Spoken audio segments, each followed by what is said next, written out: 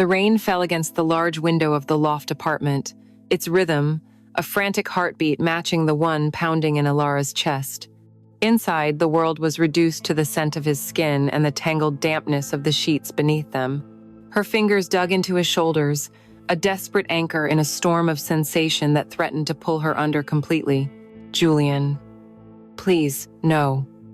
We can't," she whispered, the words a lie her body refused to tell.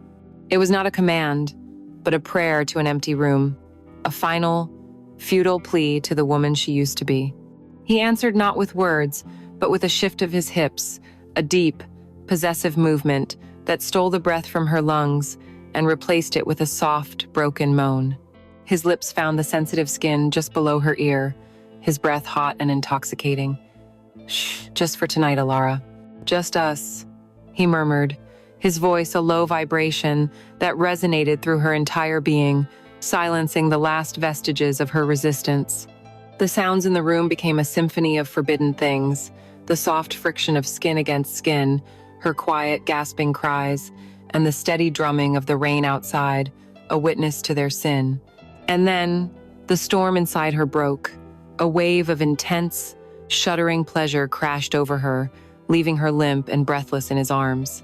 The frantic rhythm slowed, their heartbeats gradually finding a calmer tempo in the sudden, profound silence. The rain softened to a gentle patter, and the city lights of Portland Harbor bled through the glass, casting long, distorted shadows across the ceiling. Julian's arm was heavy and warm across her waist, his breathing deep, and even as he drifted towards sleep. But for Alara, sleep would not come.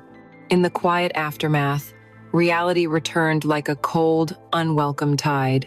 She carefully turned her head on the pillow, watching the rise and fall of his chest.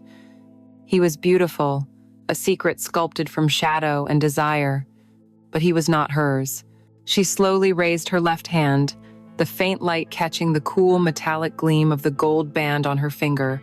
The wedding ring felt foreign, an artifact from another life, a life she would have to return to in just a few hours. A life with Mark, her husband. She was Alara, the architect, the wife.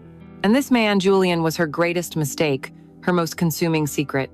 Their affair had been burning for 3 months, a wildfire that started with a single, careless spark, and had now grown into an inferno that threatened to consume everything she had ever built.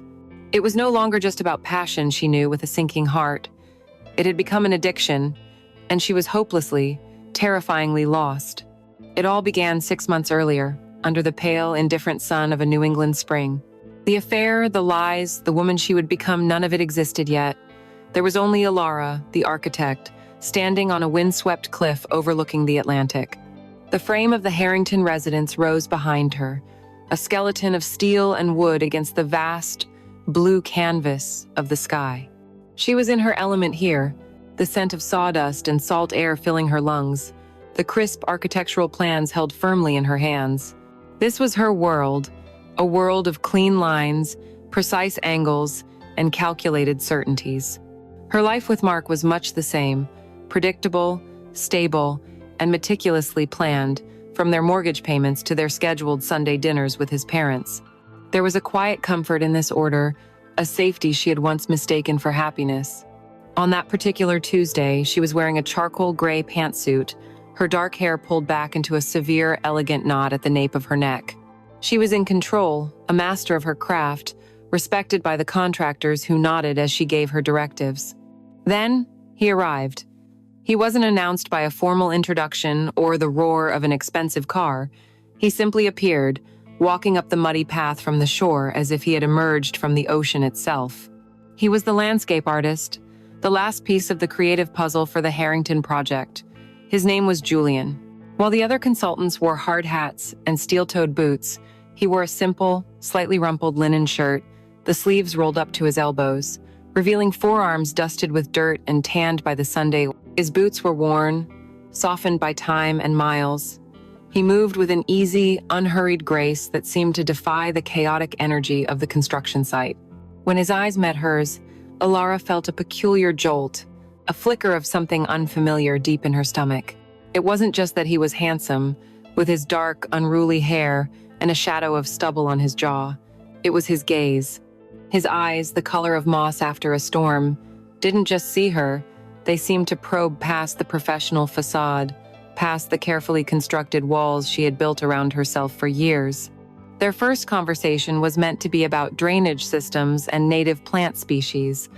She unrolled a blueprint on the hood of her car, the paper crinkling in the sea breeze, and began to explain her vision for a structured, minimalist garden that would complement the modern lines of the house. He listened patiently, his head tilted slightly, his intense gaze never leaving her face. When she finished, he didn't look at the plans. He looked out at the ocean, at the wild, untamed grasses clinging to the edge of the cliff. "The land doesn't want to be tamed here," he said, his voice a low, resonant baritone that seemed to vibrate in the air between them. "It wants to be understood.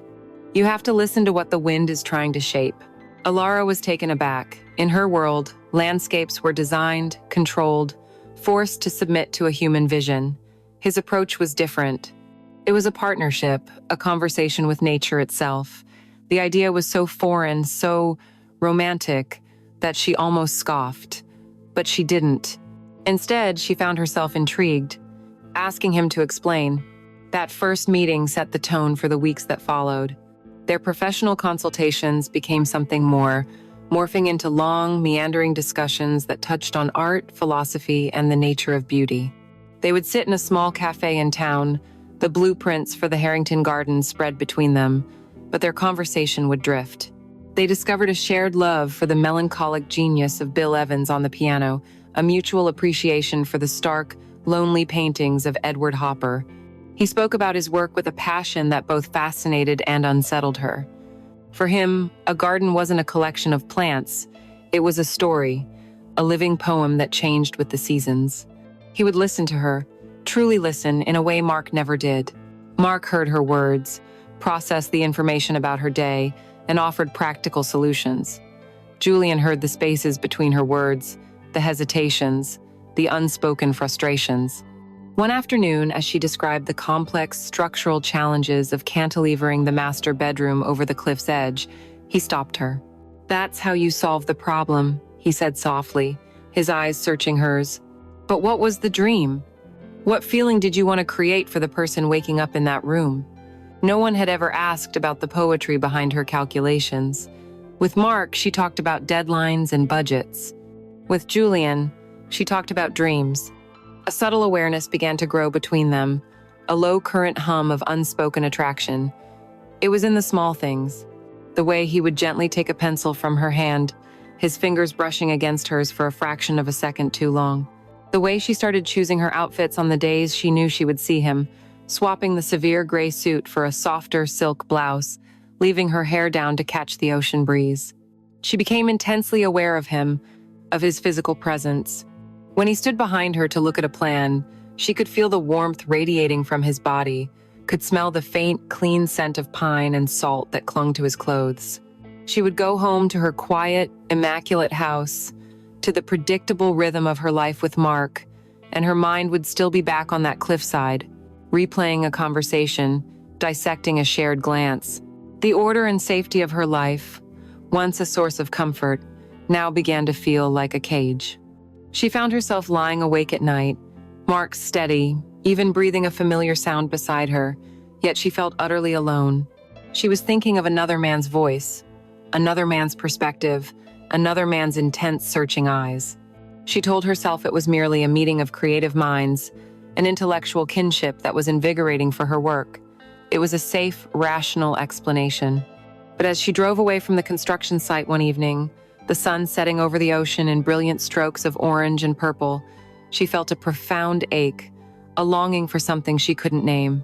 It was the longing to turn her car around, to go back, to continue a conversation that had nothing to do with architecture and everything to do with the dormant, sleeping parts of her own soul. And in that moment, she knew, with a terrifying and thrilling certainty, that she was in trouble. The seed of their story had been planted, not in the rich soil of the Harrington Garden, but in the dry, neglected ground of her own heart.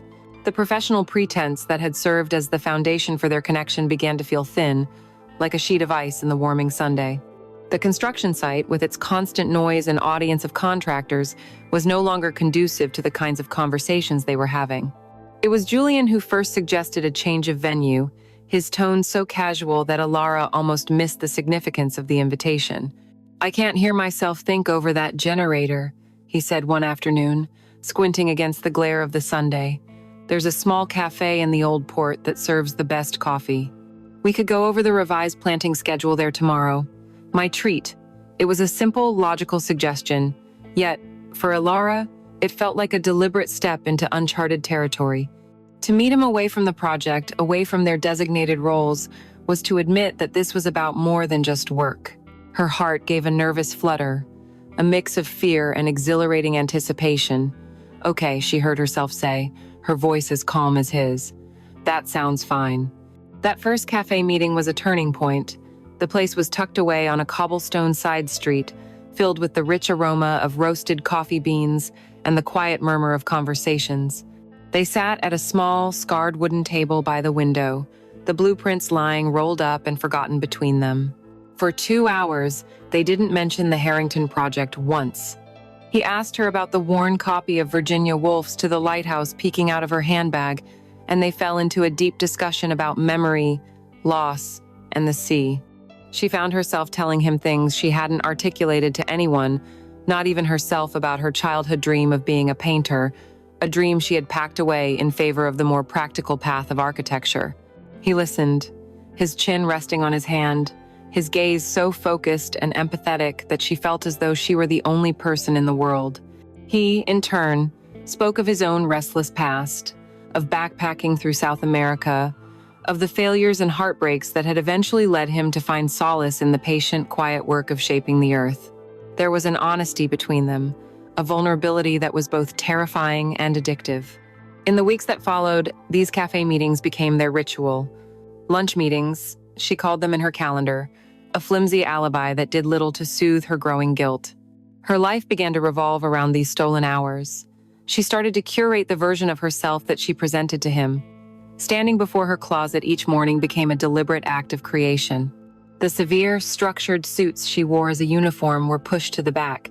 In their place, she chose a soft, forest green cashmere sweater that made her feel less like an architect and more like a woman, a silk blouse in a shade of deep blue that she knew would catch his eye. She bought a new perfume, abandoning her light, citrusy scent for something warmer and more complex, with notes of sandalwood and amber. She told herself these changes were for her, a way of reclaiming a part of herself she had lost. But she knew, in the honest corners of her mind, that she was dressing for his gaze, for the appreciative glint she saw in his eyes when she walked into the cafe. The physical tension between them grew, a silent, powerful language spoken in fleeting gestures.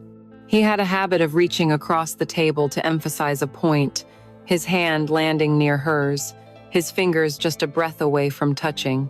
One afternoon, as she was laughing at one of his stories, a small drop of honey from her tea fell onto her wrist. Before she could grab a napkin, he leaned forward, his expression serious, and gently wiped it away with the pad of his thumb. The touch was feather-light, over in a second, but it sent a bolt of pure electricity up her arm. Her breath hitched in her throat, and she stared at the spot on her skin, which was now tingling with a life of its own. They would walk through the crowded streets of the old port after their lunches, and he would place a hand on the small of her back to guide her, a gesture so naturally possessive it made her feel both protected and claimed. Each touch was a small transgression, a boundary crossed, a silent agreement that the space between them was shrinking. This secret world with Julian made her life with Mark feel like a hollow performance. The contrast was a constant, painful ache. She would sit at her own dinner table, across from the man she had promised her life to, and feel like a stranger. Mark would recount his day in the precise, analytical language of a financial advisor, speaking of market fluctuations and investment portfolios. He was a good man, a kind man, but his world was one of numbers and certainties, so different from the world of feeling and intuition she explored with Julian. One evening, Mark reached for her hand across the polished dining table. His touch was familiar, warm, and completely devoid of the spark that Julian's briefest contact could ignite. It was the touch of comfortable habit, not of desperate want. "You seem distant lately, Alara," he said, his brow furrowed with mild concern. Is everything okay with the Harrington project? The guilt was a physical thing, a sharp stone in her stomach. Yes, fine, she lied, the word tasting like ash in her mouth. Just a lot of details to manage. It was her first real lie to him about this, and its ease terrified her. It felt like stepping off a ledge, only to find that the fall was not as frightening as she had imagined. After that, the lies came more easily. A meeting that ran late, a site inspection that took all afternoon. Each lie was a brick in the wall she was building between her two lives, and a thread in the secret tapestry she was weaving with Julian. The slow burn was no longer just a pleasant warmth at the edges of her life. It was becoming the central fire. She was changing, being remade by this secret, by this attention, by this feeling of being truly seen. One rainy afternoon, she left the cafe and caught her reflection in the dark, wet glass of a shop window. The woman looking back at her was different. Her cheeks were flushed, her lips slightly parted, her eyes bright with a light that had been extinguished for years. She looked alive. She looked like a woman who was desired. But as she held her own gaze, she also saw the fear, the guilt, the shadow of the betrayal she was committing. For a moment, she had the urge to run, to go back to her car and drive straight home, to confess everything to Mark and beg for the simple, orderly safety of her old life. But the urge passed. Because beneath the fear was a powerful, undeniable current of excitement. She was standing on the edge of a cliff, and for the first time in a very long time, she had no interest in stepping back. She wanted to see what it felt like to fly. The tipping point when it came was disguised as a professional victory. The final, most complex set of permits for the Harrington residence had been approved, clearing the way for the last phase of construction. It was a significant milestone, the culmination of months of meticulous work. Alara was at the site office, packing her briefcase at the end of a long Thursday, when Julian appeared in the doorway, leaning against the frame with that characteristic, easy grace. "I heard the news," he said, a slow smile spreading across his face. "That calls for a celebration, don't you think? We can't let a moment like this pass without a proper toast." The invitation was light, professional on the surface, but the look in his eyes held a different proposition entirely. It was a test, a door being held open, and Alara, tired of standing on the threshold, decided to walk through it. "You're right," she said, her voice steadier than she felt. "We should. One drink." She went home first, a calculated risk. Mark had a late dinner meeting with clients, giving her a window of a few precious hours. The house was silent, a stark contrast to the frantic beating of her own heart. She stood in front of her closet, not as Mark's wife choosing an outfit for a quiet evening in, but as a woman preparing for a clandestine rendezvous. Her hand bypassed the sensible blouses and practical sweaters, landing on a silk shirt the color of deep Merlot. The fabric felt cool and illicit against her skin. She unbuttoned the top two buttons, exposing the delicate line of her collarbone. In the bathroom mirror, she unpinned her hair, letting it fall in dark waves around her shoulders. She looked at her reflection and saw a stranger with flushed cheeks and overly bright eyes. This was not the sensible, predictable Alara. This was someone else, a woman on the verge of a reckless, beautiful mistake. She applied her makeup with deliberate care, her hand shaking slightly as she darkened her lashes. Every motion felt significant, a step in a ritual of transformation. The bar he had chosen was a small, hidden place called the Anchor. Inside, it was all dark wood, worn leather, and the low, golden light of shaded lamps. A soft, instrumental jazz track was playing, the mournful notes of a saxophone weaving through the quiet clinking of glasses. It felt like a confessional, a place designed for secrets. He was already there, sitting in a booth in the far corner, a glass of amber whiskey in front of him. When he saw her, he stood up, and his appreciative gaze swept over her, making her feel both exposed and powerfully alive. "You look incredible, Alara," he said, his voice a low murmur that was almost lost in the music. They slipped into the booth, the worn leather sighing beneath them. The small table felt intensely intimate, creating an invisible circle that shut out the rest of the world. They ordered drinks and other whiskey for him, a glass of red wine for her, and they toasted the Harrington project, the last flimsy excuse for their being there together. After that, the pretense vanished. The conversation became sparse, fragmented, punctuated by long, charged silences that said more than words ever could. He asked her what she was afraid of, and she told him, with shocking honesty, that she was afraid of feeling nothing. She asked him if he was ever lonely, and he looked down at his glass, tracing the rim with his finger. All the time, he admitted quietly. His vulnerability was a magnet, pulling her closer, dismantling the last of her defenses. She watched the way the low light carved shadows onto his face, the way his fingers curled around his glass, the way his eyes never seemed to leave hers. The air between them grew thick, heavy with unspoken desires, and the palpable weight of the line they were about to cross. As if on cue, the weather turned. A soft tapping against the window grew into a sudden, torrential downpour, the rain lashing against the glass.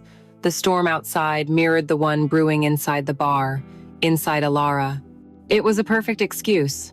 "Looks like we're stuck here for a while," Julian said, his lips curving into a small, knowing smile.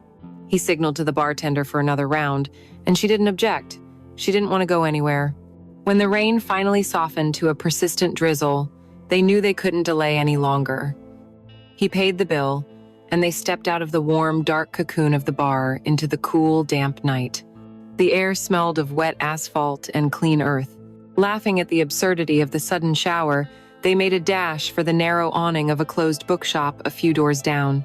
Huddled together in the small, sheltered space, the sounds of the city seemed to fade away, muffled by the rhythm of the rain. Their laughter subsided, replaced by the sound of their own breathing, their breath misting in the chilly air. The electricity that had been humming between them all evening now crackled, demanding release. He turned to face her, his body blocking her from the street, creating a private world just for them. Slowly, he raised his hand, and his rough, warm fingers gently brushed a stray, rain-dampened strand of hair from her cheek. His touch was electric, a brand against her cold skin. "Alara," he whispered, and her name on his lips was not a question, but a destination. Her heart stopped, then started again in a frantic, wild rhythm. This was it. The moment she had been simultaneously dreading and fantasizing about for months. He leaned in, his gaze searching hers in the dim light, giving her one last chance to turn away. She didn't. She couldn't. She tilted her chin up, a silent, unequivocal answer. His lips met hers, and the first touch was impossibly soft, a moment of gentle, hesitant discovery. It was a question.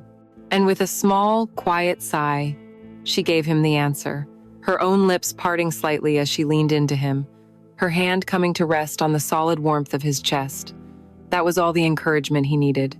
The kiss deepened, transforming from a tender question into a hungry, declarative statement.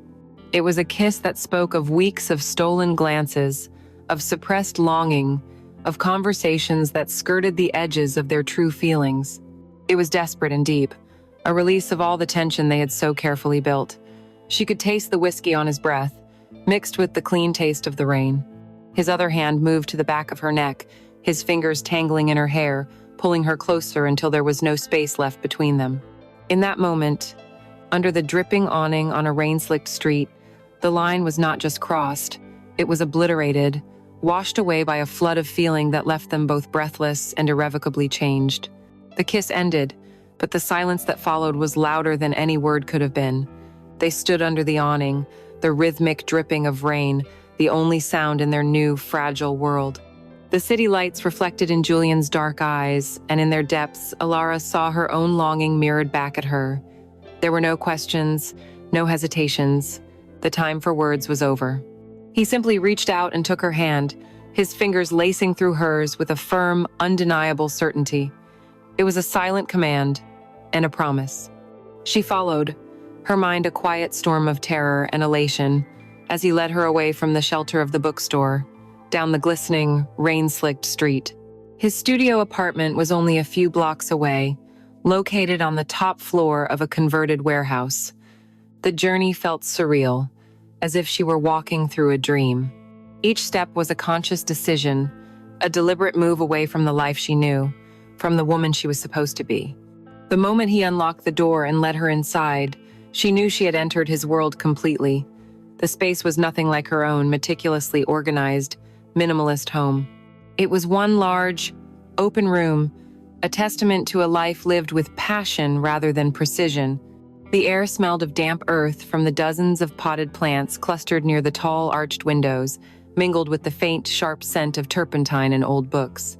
Canvases of all sizes were stacked against the walls, some blank, others filled with breathtaking, chaotic landscapes. Sketches of leaves, branches, and shorelines were pinned to a large corkboard, a map of his artistic soul. It was a space that was unapologetically alive, beautifully cluttered, and wholly him.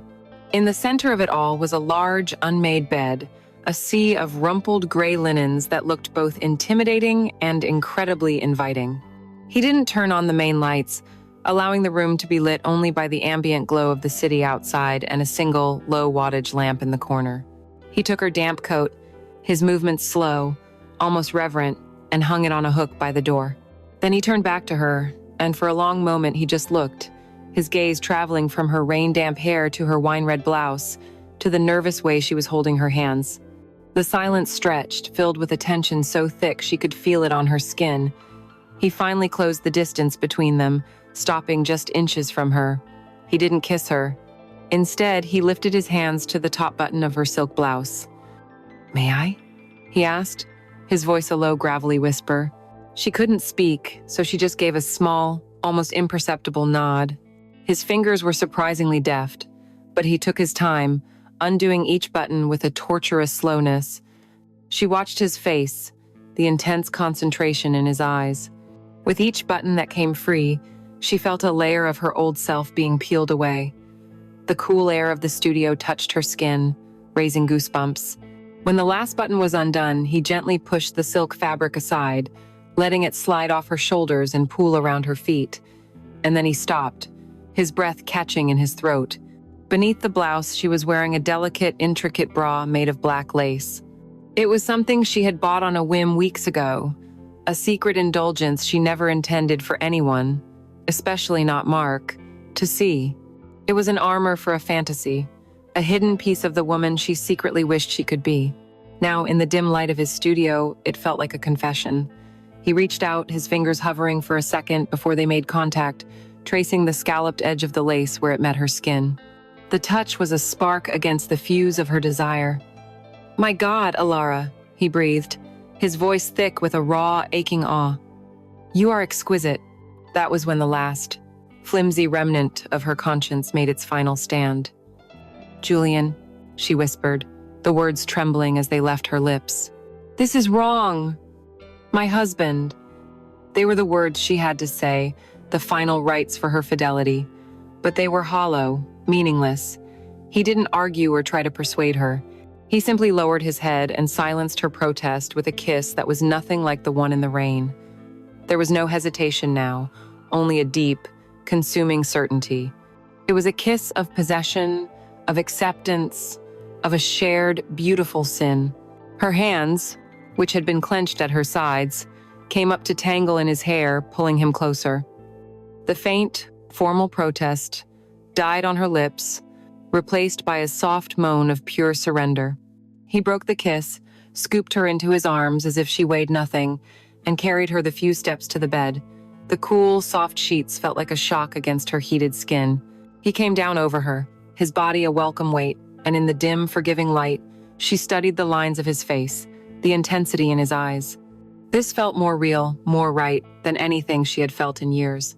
The guilt hadn't vanished. It was still there, a faint, nagging whisper in a distant part of her mind, but his presence, his touch, his scent drowned it out completely.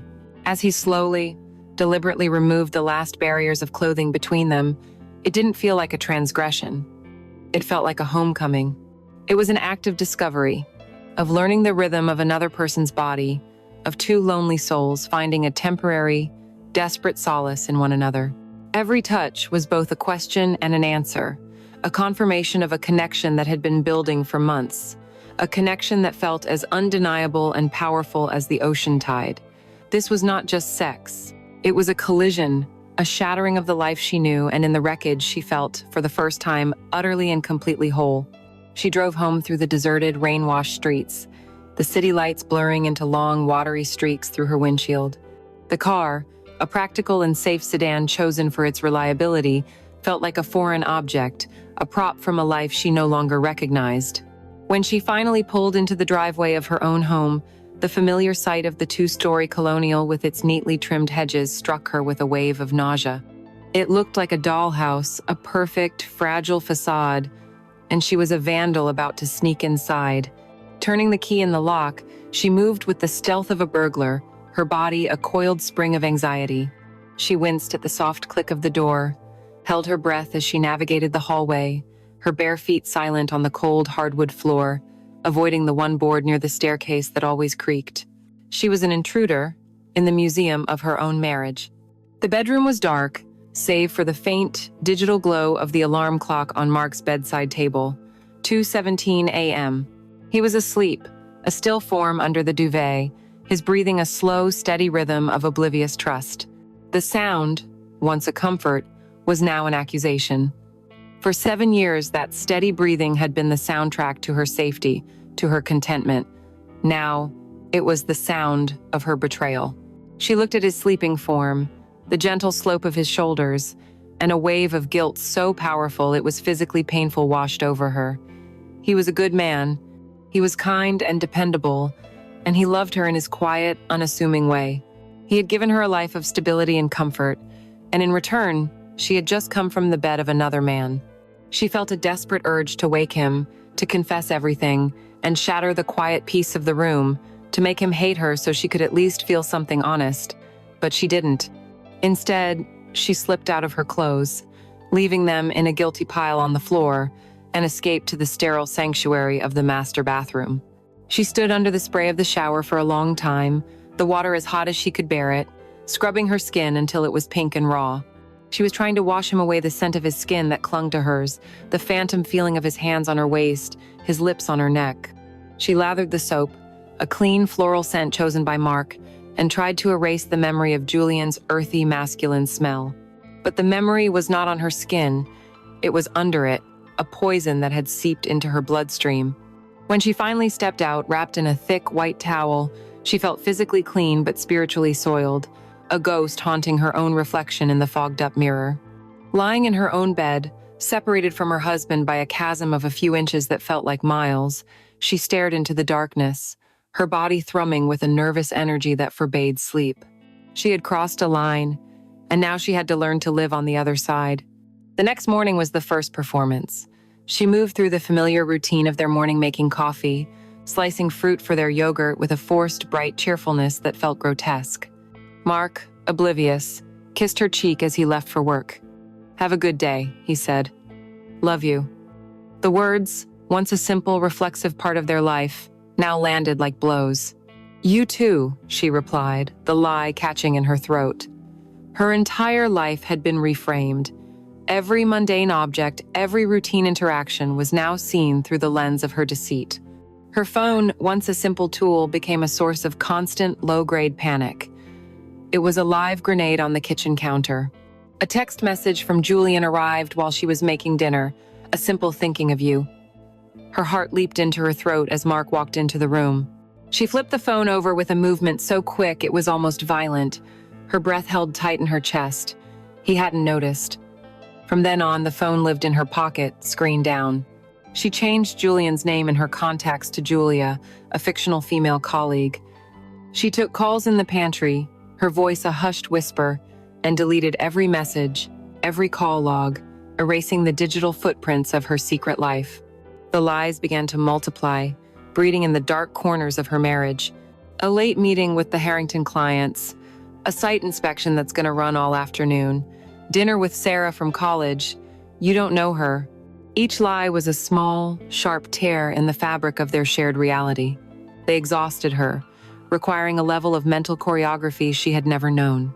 She had to remember the details of meetings that never happened, of conversations that were never had. She felt as though she were living her life from a script, constantly rehearsing her lines, terrified of missing a cue. The distance between her and Mark grew from an emotional chasm into a physical one. His touch became a trial. One evening, as they were watching a movie, he reached for her, his arm draping casually over her shoulders. She flinched, an involuntary, infinitesimal tightening of her muscles, but he felt it.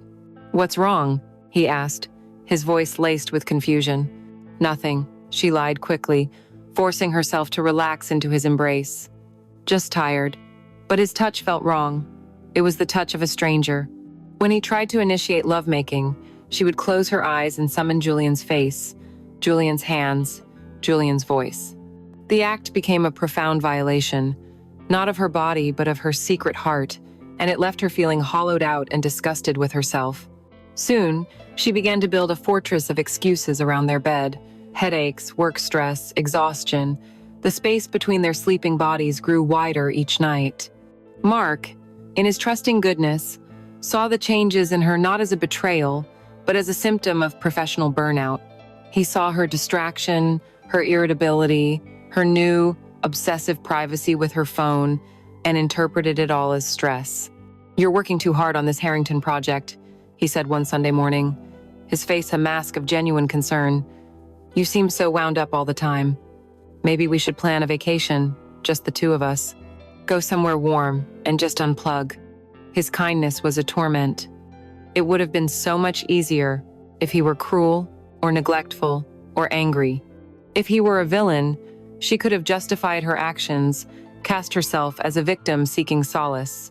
But he was just a good man who loved his wife, and his innocence made her own guilt 1,000 times heavier. She agreed to the vacation, another lie to add to the pile, knowing that her heart was no longer in this quiet, orderly house, but in a chaotic, art-filled studio across town, a place where she felt both terribly wrong and terrifyingly alive. The double life was her new reality, a constant, dizzying tightrope walk, and she knew, with a certainty that chilled her to the bone, that the only way off was to fall. The constant gnawing fear of discovery began to poison the few precious hours they could steal. Julian's studio, once a sanctuary, now felt exposed, its large windows a potential stage for any passerby. Alara's life was a fortress of routine and responsibility, making any deviation a glaring anomaly. The affair, born in spontaneity, now required the cold, hard logic of a military operation. It was this grim reality that led them to their next most significant transgression. It wasn't about a desire for more passion, but for something far more dangerous, a semblance of normalcy. They needed a place that belonged only to them, a space free from the ghosts of their other lives. They found it in a small, furnished apartment on the 3rd floor of an anonymous brick building across town, a place with no doorman and a view of nothing but the rooftops of other anonymous buildings. It was a blank slate, utterly devoid of personality, which was precisely why it was perfect. The act of making that space their own was a quiet, intimate ritual of domesticity that felt more treacherous than any of their passionate encounters. They didn't fill it with much, just the essentials of their secret life: a comfortable bed with soft, gray sheets they chose together, a small table, and 2 chairs. A cheap record player on which they played old jazz albums, the vinyl's soft crackle a constant soundtrack to their affair. Each item was a deliberate choice, a brick in the foundation of this parallel life they were constructing. For Alara, hanging a simple print of a coastline, one that reminded her of the cliff where they first met on the bare apartment wall, was an act of profound infidelity, a declaration that this place, this life with him, was real. This small, sterile apartment became their island, their pocket universe, where the titles of husband and wife were meaningless, and they were simply Alara and Julian. It was in the quiet hours within these 4 walls that the affair deepened, transforming from a feverish physical obsession into a slow, encroaching emotional dependency. The sex was still there, a powerful, magnetic force that drew them together, but it became the punctuation to their conversations, not the subject. Lying in the dim afternoon light filtering through the blinds, they began to carefully, tentatively, unpeel the layers of their souls. He told her things he claimed he'd never told anyone.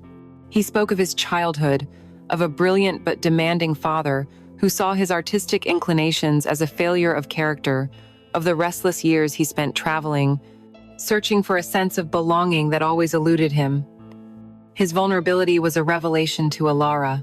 It stripped away the fantasy of the impossibly charming artist and replaced it with a real, flawed, and lonely man, which only made her ache for him more. Emboldened by his honesty, she, in turn, began to confess her own quiet truths. She told him something she had never even fully admitted to herself, that she felt like a ghost in her own life. With Mark, she said one evening, her voice barely a whisper as she traced the lines of his hand, I feel functional. I am a partner in a well-run corporation. We manage a household. We manage our finances. We manage our social calendar. But I don't think he's truly seen me, the woman inside, for years. Sometimes I feel like if I just disappeared, the only thing he would miss is the efficiency I bring to his life. The confession hung in the air, a raw and painful thing. Julian didn't offer empty reassurances. He just tightened his grip on her hand and said, I see you, Alara. And in that moment, she believed him. She felt seen, understood, in a way that was as intoxicating and addictive as any physical touch. They built a mythology for themselves in that room, a narrative that justified their betrayal. They were soulmates, two halves of a whole who had been tragically kept apart by fate. They marveled at their shared thoughts, the way they both reached for the same record at the same time, the way they finished each other's sentences. It's like I knew you before we ever met, he would say, and she would nod, her heart swelling with a sense of rightness that defied all logic. This narrative was their absolution. They weren't simply two people cheating on their partners, they were correcting a cosmic error. Their affair wasn't a choice, but a destiny they were finally, bravely fulfilling. This belief became the bedrock of their secret world, making it feel not only right, but righteous. Her dependence on him became absolute. Her emotional equilibrium was now entirely tied to him. A day without a text from him left her feeling anxious and hollow, the world drained of its color. A brief, stolen 10-minute phone call during her lunch break was a hit of a powerful drug that could get her through the rest of the day. He was the source of her vitality, the secret sun, her entire being now orbited. The strain of her double life began to show in small, dangerous ways. She almost let his name slip in a conversation with Mark. She would find herself smiling at a memory of him while sitting across the dinner table from her husband, forcing herself to rearrange her features into a neutral expression when Mark asked what she was thinking about. Her two worlds, once carefully segregated, were beginning to bleed into one another, and the effort of keeping them apart was becoming monumental. She was no longer simply visiting this other life. She was beginning to live there, and her time with Mark felt more and more like the performance. She had sunk into the mire so gradually that she hadn't even noticed the point where the ground gave way. Now, she was submerged, and the strange, terrifying truth was that she had no desire to be saved. She was in love, a hopeless, consuming love that felt more real than the legal and social contract of her marriage. And she knew, with a certainty that was both a thrill and a death sentence, that she would risk everything to keep it.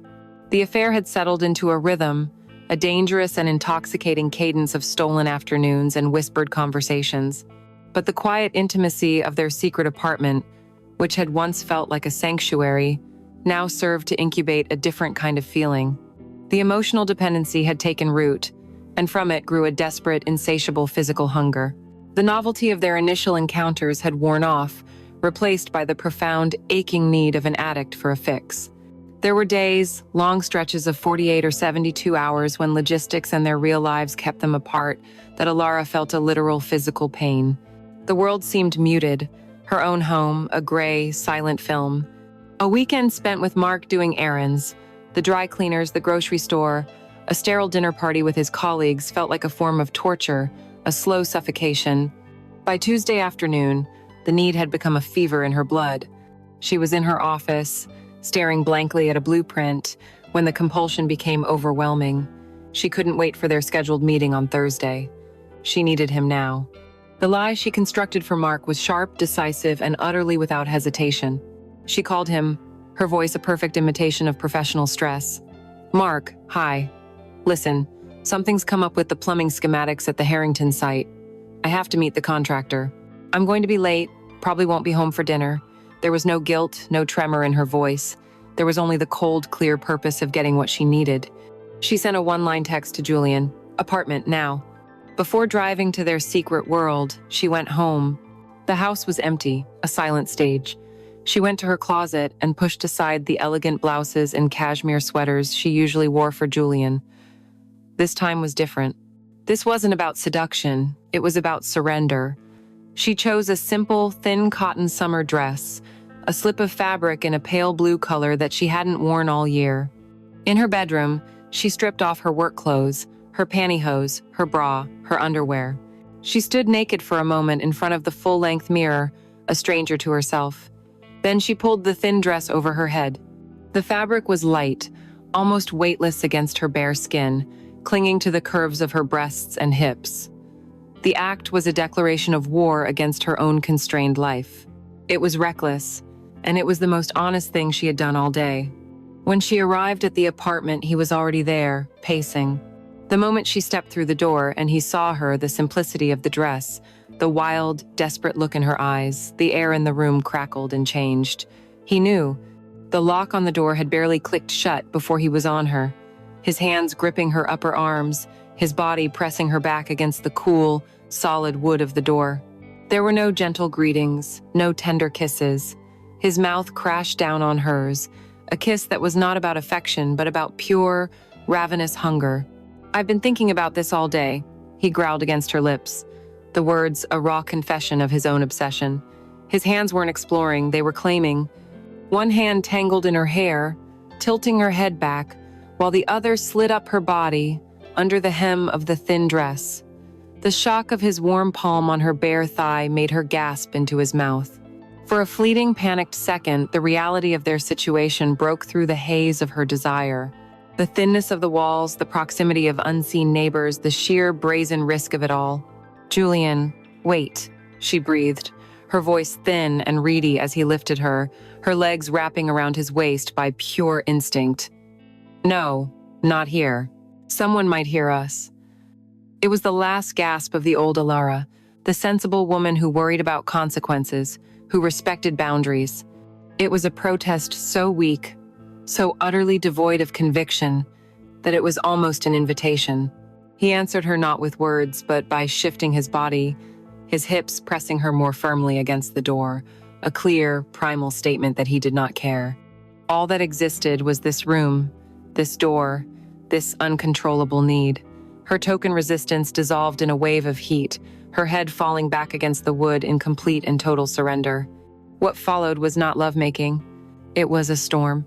It was a frantic, desperate collision of two people starved for a feeling only the other could provide. The careful tenderness of their first encounters was gone, replaced by a raw, almost violent urgency. There were no more words of protest, only gasped pleas for more. "Julian, please." She sobbed against his shoulder, her nails digging into the muscles of his back, leaving red marks on his skin. Faster. The sounds in the room were ragged and broken, the harsh rasp of their breathing, the soft, rhythmic thud of her body against the door, her choked, helpless cries as he drove her higher and higher. His name was a constant, desperate prayer on her lips. This was not the beautiful, soulful connection she had used to justify her actions. This was something else entirely. This was raw, untamed lust, a pure, selfish need to feel, to lose control, to be utterly consumed. It was a frantic attempt to obliterate the guilt and the lies and the emptiness of their other lives with the sheer, blinding force of physical sensation. The thin fabric of her dress, caught between their bodies, tore slightly at the seam, the sound a small, sharp rip in the feverish silence. Afterward, they didn't lie in a tender embrace. They collapsed onto the bed in a tangled heap of sweat-slicked limbs, their chests heaving, their bodies spent. The silence that descended was not peaceful. It was heavy, ringing with the echoes of their desperation. Alara lay on her back, staring at the ceiling, her body humming with the aftershocks of a pleasure so intense it bordered on pain. She felt the slight tear in the fabric of her dress bunched up around her waist. She reached down and touched the frayed edge. The small, violent rip felt like a perfect metaphor for what had just happened, for what she had become. She had moved beyond a simple affair into a territory of pure, uncontrollable obsession. Something had been torn, something had been irrevocably broken, and she knew, with a chilling and absolute clarity, that she was the one holding the blade. The fever of their passion eventually broke, leaving behind a profound and languid quiet in the small apartment. The late afternoon sun cast long, golden stripes through the blinds, illuminating the dust motes dancing in the still air. They lay tangled in the gray sheets, their bodies slick with a thin sheen of sweat. the frantic energy replaced by a deep, boneless exhaustion. This was a part of their ritual that Alara had come to crave as much as the passion itself, the quiet aftermath, the stillness where they could simply be. Julian's arm was a heavy, comforting weight across her stomach, his breathing slow and even against her hair. In these moments, the lies, the guilt, and the ever-present fear of her other life would recede, becoming a distant, muffled hum. Here, in this bed, in this room, she felt a sense of peace that was both profound and profoundly false. His voice, when he finally spoke, was a low, sleepy murmur. "Tell me something I don't know about you." It was a game they often played, a way of mapping the uncharted territories of each other's pasts. She smiled, tracing the line of a vein on his forearm with her fingertip. "I was the state spelling bee champion in 7th grade," she offered. He chuckled, the sound a warm vibration against her side. "Okay, that's impressive," he said.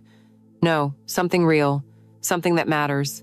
He shifted, turning to face her, his gaze suddenly serious and searching. "You never talk about your family, Alara." "Not really. I know your father is a lawyer and your mother is a retired teacher. But where are they from?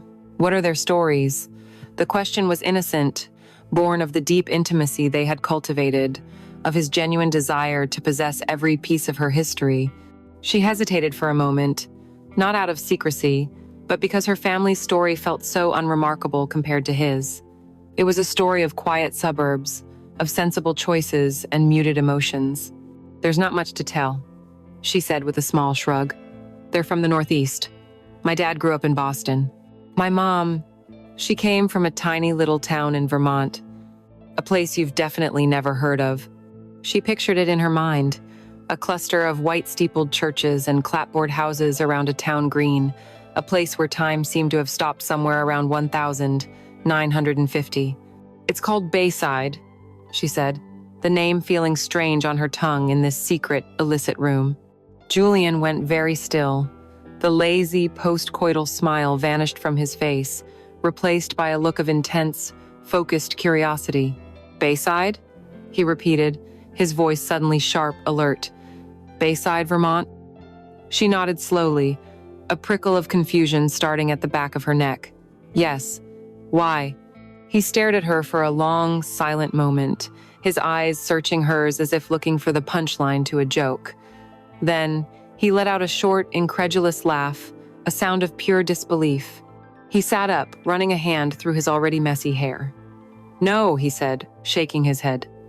"No, that's not possible." "What's not possible?" Alara asked, pushing herself up on her elbows, her confusion now tinged with a strange, unidentifiable anxiety. He looked at her, his expression a mixture of shock and amusement. "My father," he said, drawing the words out as if testing their reality. "My father grew up in Bayside, Vermont." The words hung in the air between them, so absurd, so statistically improbable, that Alara's first reaction was to laugh along with him. "No, he did not," she said, playfully swatting his arm. "You're making that up. I swear to God, Alara. He lived there until he was 18 and joined the army to get away. A tiny, forgotten town on the edge of the lake. He described it perfectly, the same town from her mother's faded photographs. The coincidence was stunning, a bizarre and delightful detail in the grand, faded narrative they had written for themselves. Of course they had this connection. It was just another piece of evidence that they were meant to find each other. They marveled at it, at the smallness of the world, at the strange, invisible threads that had been connecting them long before they ever met. Then, still caught up in the novelty of it, Julian asked another question, his tone light and teasing. "Well, we have to do our due diligence now. We might be related." "What was your mom's maiden name?" The question was a joke, nothing more. "Sinclair," Alara answered instantly. "Elizabeth Sinclair." He thought for a moment, then shook his head with a grin of relief. "Nope, doesn't ring a bell. My family name is Corbin. I guess we're safe." He leaned in and kissed her, a light, playful kiss meant to seal the absurdity of the moment. "Imagine, though," he murmured against her lips, the joke still lingering. "If we were like third cousins or something, all this sneaking around, and we could have just met at a boring family reunion." She laughed, but the sound was thinner this time, a little strained. The joke, meant to be funny, had landed with a strange and unsettling thud in the pit of her stomach. The word family in this room, in this bed, felt wrong. Their affair was a transgression against the vows of marriage, a sin she had compartmentalized and justified. But this joke, this fleeting, ridiculous notion of a shared bloodline, touched upon a different kind of taboo, something older and more primal. It was like a single, sour note in an otherwise perfect harmony. The easy, languid intimacy of the room had been subtly altered. The air grew heavier. She watched him, his handsome face relaxed in a smile, and for the first time, she found herself searching his features not for their beauty, but for a flicker of familiarity, a phantom echo of a face from her own family's past. She saw nothing, of course. They tried to recapture the mood, to sink back into the mindless pleasure of their physical connection, but the spell had been gently, almost imperceptibly, broken. As she got dressed to leave, the word Bayside kept replaying in her mind. A coincidence. It had to be just a coincidence. America was full of small towns, and families moved around. It was a statistical anomaly, nothing more.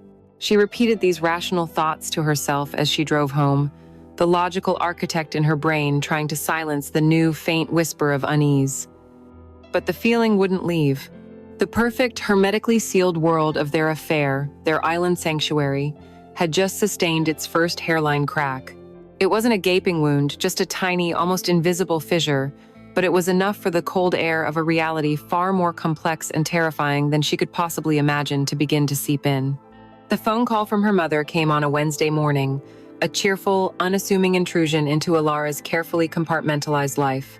"Ilara, darling," her mother Elizabeth began, her voice the familiar, gentle sound of Ilara's entire childhood.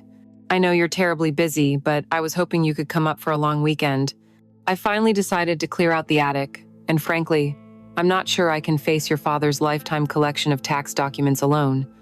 On the surface, it was a simple, reasonable request.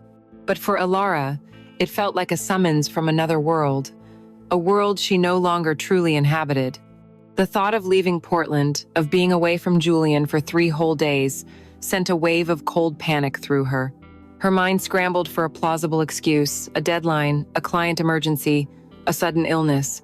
But the excuses felt flimsy, and the ingrained pull of filial duty, a force stronger than she realized, won out.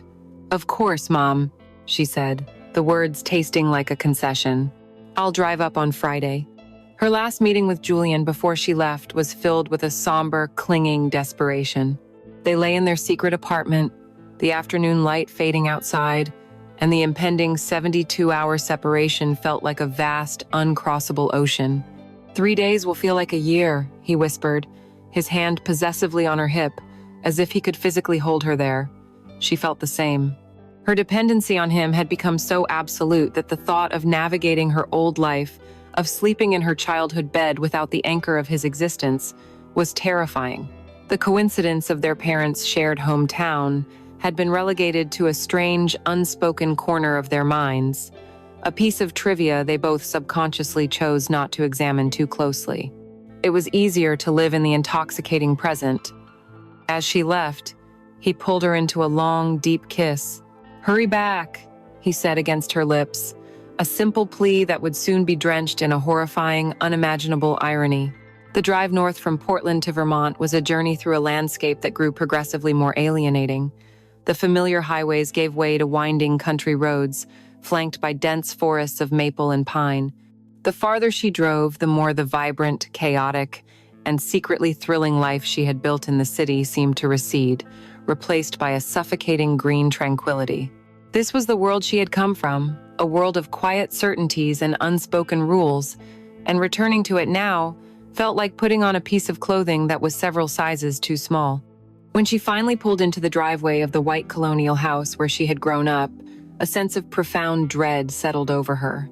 The house, with its cheerful blue shutters and welcoming front porch, looked exactly the same, but she was irrevocably different. She felt like a spy returning to her home country with a stolen secret that had poisoned her soul. Her mother greeted her with a warm hug that felt both comforting and accusatory. Elizabeth was a woman of quiet observations, her gentle eyes seeming to see more than she ever let on. "You look tired, Ilara," she commented over a stilted dinner of pot roast and potatoes, and you've lost weight. Is everything all right at work? The questions were expressions of maternal love, but in Alara's guilty conscience, they sounded like interrogations. Every answer she gave was a carefully edited version of the truth, a performance of the dutiful, successful daughter. The house itself seemed to conspire against her. The steady, metronomic ticking of the grandfather clock in the hall sounded like a countdown. The familiar scent of lemon polish and her mother's lavender soap felt cloying. This home, once the very definition of safety, now felt like a pristine, well-lit prison where her every move was scrutinized. The next morning, unable to withstand another moment of her mother's quietly concerned gaze, Alara announced her intention to start on the attic. It was an escape.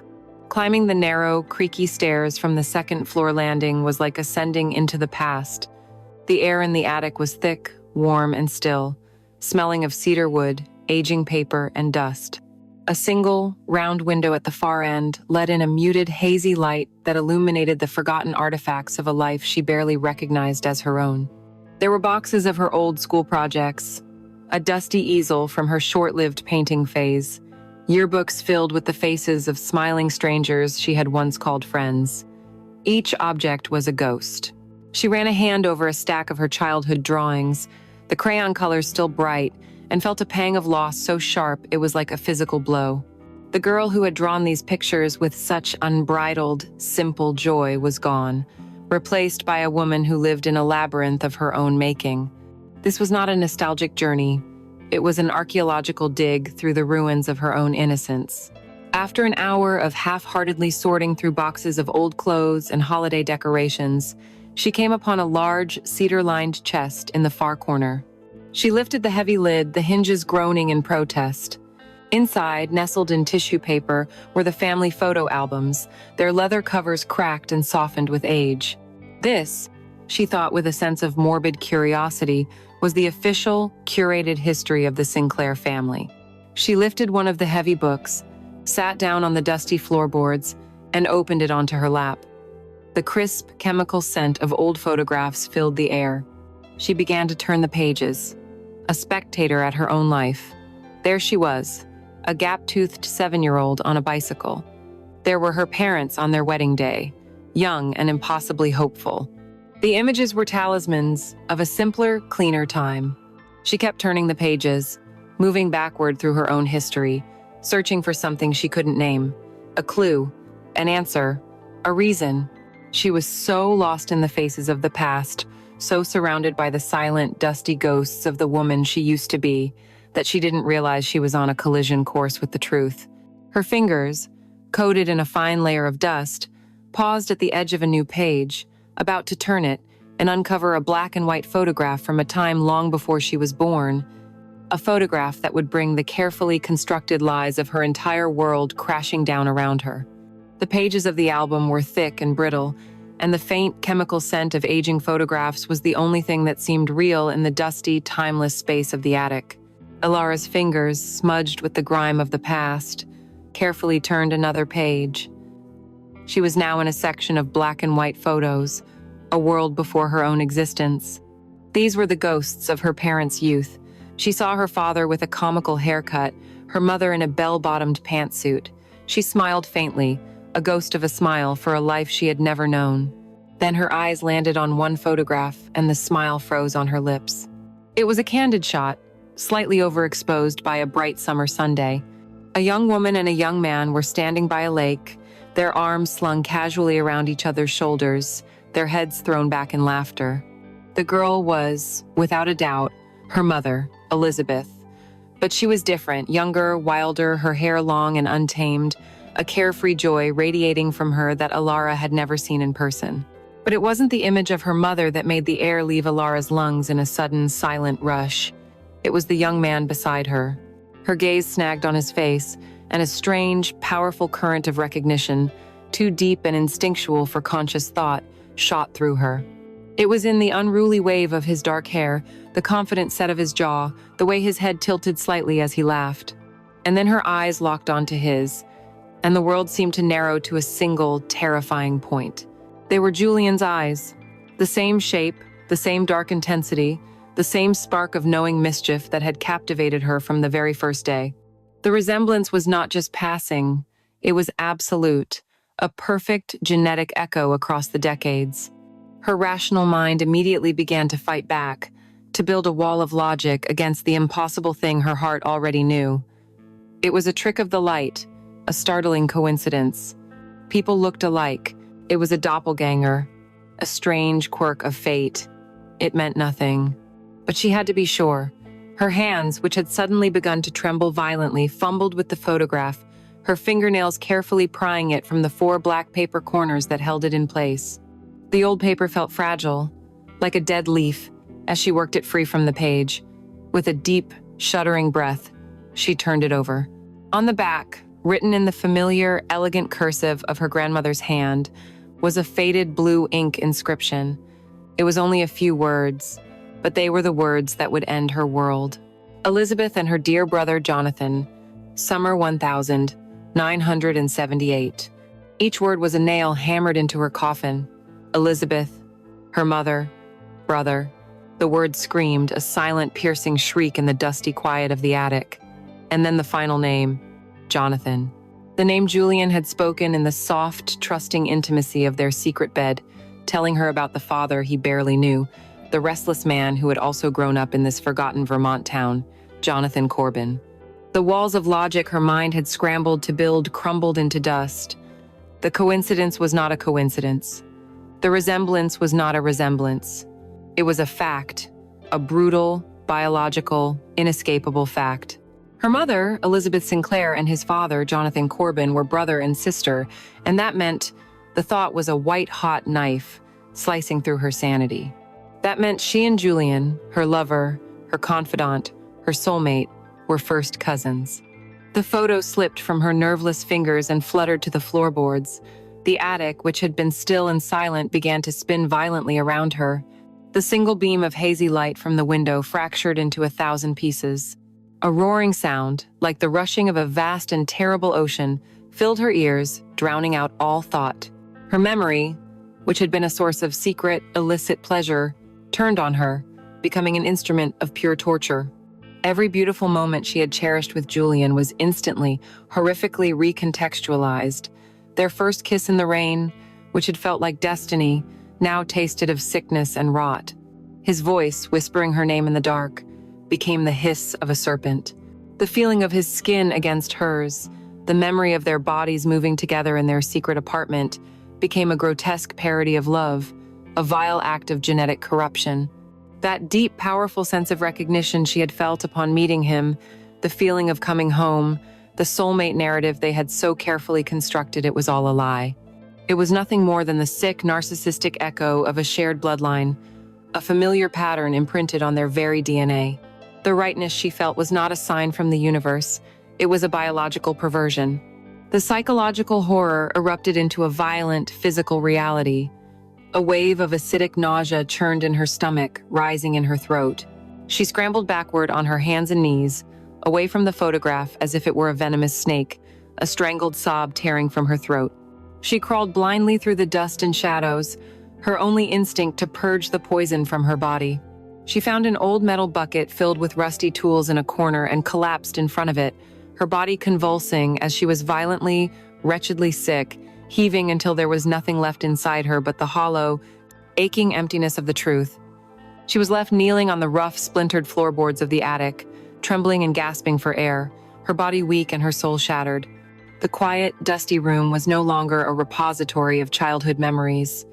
It was a tomb. It was the grave of the woman she had been, the grave of the love she had thought was her salvation. She slowly, unsteadily, raised her hands and stared at them in the dim light. These were the hands that had touched him, that had held his face, that had traced the lines of his body. They were no longer her hands. They were the hands of a monster, the instruments of an unforgivable sin. The chaos in her mind finally settled into one single, devastating, repeating thought. The man I love shares my blood. For a long time, she remained on the floor of the attic, a broken thing in a room full of broken things. The initial, violent wave of sickness had passed, leaving behind a cold, hollow space where her soul used to be.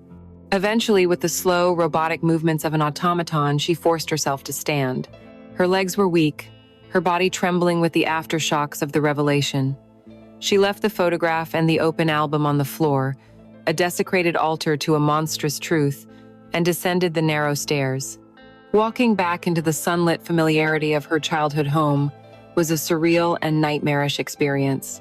The cheerful ticking of the grandfather clock, the scent of her mother's baking, the sight of the well-tended garden through the living room window, it was all part of a world she had just been violently and permanently ejected from.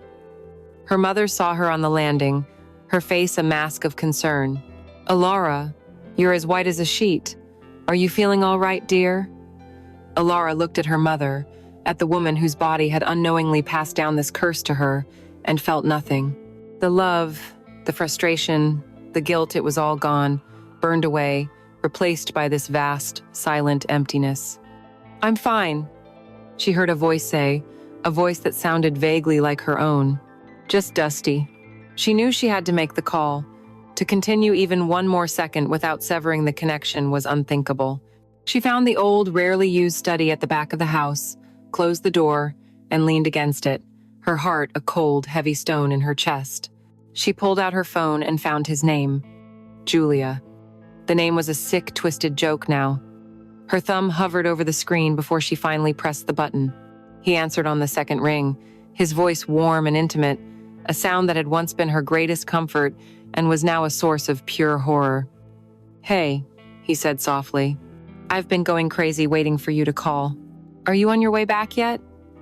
The casual, loving tenderness in his voice was a brutal reminder of the world they had inhabited just hours before, a world that was now a crater of smoking ash.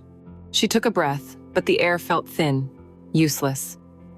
"Julian," she began, and her own voice was alien to her, a flat, toneless whisper. "We can never see each other again." There was a pause on the other end of the line, a silence filled with his confusion, his hurt. "Alara? What are you talking about? Did Mark find out? Whatever it is, we can fix it." "You can't fix this," she said, the words dead on her lips. And then, with the detached precision of a coroner reading an autopsy report, she told him. She told him about the attic, about the cedar chest, about the leather-bound album. She told him about the photograph of the two laughing teenagers by the lake. She recited the inscription from the back of the photo, her grandmother's faded cursive, now a sentence of eternal damnation. Elizabeth and her dear brother, Jonathan. The silence that followed was not empty. It was a vast, roaring void, the sound of a universe collapsing. She could hear his breathing, a sharp, ragged intake of air, followed by a choked, strangled sound. "No," he finally whispered, the word a sliver of denial against a tidal wave of truth. "No, that's not possible." But there was no fight in his voice, no argument. He knew, just as she knew. The impossible was real. Their profound, soul-deep connection, their fated meeting, their sense of recognizing each other. It was all just the grotesque trick of a shared grandparent. There was nothing more to say. Their passion, their love, their entire secret world had been obliterated in the space of a single sentence. It wasn't a breakup, it was an annihilation. Without another word, not even a goodbye, she ended the call, severing the last thread of their poisoned tapestry. She drove back to Portland in a numb daze, leaving a weak excuse for her mother about a work emergency. She walked through the front door of her own house, the perfect, orderly house she had once so desperately wanted to escape. Mark was in the living room, and his face lit up when he saw her. "You're home early," he said, coming to her, his arms open for an embrace. And as he wrapped his arms around her, a new and terrible kind of revulsion seized her. It was not the familiar guilt of an adulteress. It was a deep, primal, biological horror. His simple, innocent touch felt like a violation, a contamination, because she was now the source of the filth. She was the carrier of a tainted secret, her body a walking crime scene. She pulled away stiffly, murmuring that she was exhausted from the drive. The story ends here, but for Alara, it never ends. It ends in the quiet, sterile space of her master bathroom, late at night, weeks or months later. It ends with her staring at her own reflection in the mirror, searching for the woman she used to be and finding only a stranger. She sees the curve of her smile, the shape of her eyes, and she sees him. She sees their shared blood staring back at her. Her own face has become a permanent, living reminder of her sin. She touches her lips, the lips that kissed her cousin, her lover. She runs a hand down her arm, over the skin he caressed. Her body is no longer a source of pleasure or desire. It is a prison of flesh and blood that carries the evidence of her transgression. She had sought passion to escape a life of numbness, a connection to feel alive. She found it, and the connection was a monstrous deformity of nature, and the life it gave her was that of a terminal patient. She is trapped forever in her safe, quiet marriage, with a good man whose simple touch she can no longer bear. She is trapped with a secret that is not merely shameful, but unspeakable. The affair is over, but her punishment has just begun. It is a lifetime of silence, of looking in the mirror and seeing not herself, but the horrifying truth of what she has done.